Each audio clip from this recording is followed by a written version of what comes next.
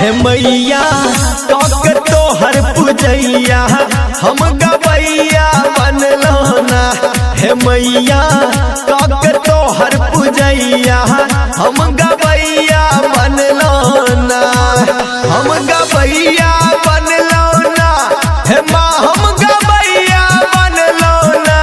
तोही छा सात सुर के रचैया हम गवैया बनलो ना।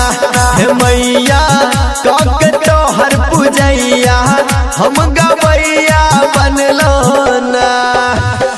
डीजे सुमित सतीश, डीजे सुमित सतीश अपनी सिंहल सिंह ए आगे प्रोडक्शन के भक्तिमय प्रस्तुति। बोलिए बीड़ा वाली मैया की। दया तोर जेरा चल इतिहास बनल कलिया सकाली दास। गे मैया कलिया सकाली दास। दया तोर जेरा चल इतिहास बनल कलिया सकाली दास। गे मैया कलिया सकाली दास।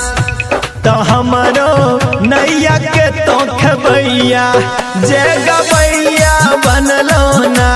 हे मैया कक तोहर पूजैया हम गवैया बनलो डीजे ना। सुमित सतीश, डीजे सुमित सतीश, डीजे सुमित सतीश,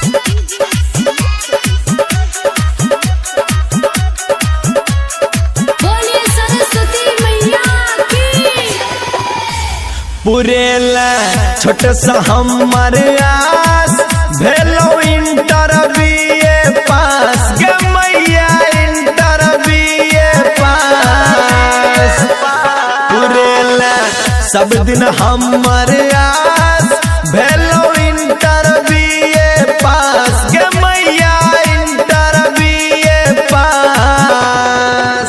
न चाही धन दौलत रुपैया हम गवैया बनलो ना। गे मैया कक तोहर पूजैया हम गवैया बनलो ना। DJ Sumit Satish, DJ Sumit Satish, DJ Sumit Satish, recording by RU production अंधा बाजार। बोलिए हंस वाहिनी मैया की। बजाबै सब मिल डीजे बाजा गायक बनल जरा तिस राजा। हाँ गायक बनल जरा तिस राजा। बजाबै विजय डीजे बाजा गायक बनल जरा तिस राजा। हाँ गायक बनल जरा तिस राजा। त खुश भेल गाम घर बड़का भैया हम गवैया बनलो ना। हे मैया कक तोहर पूजैया हम गवैया बनलो ना।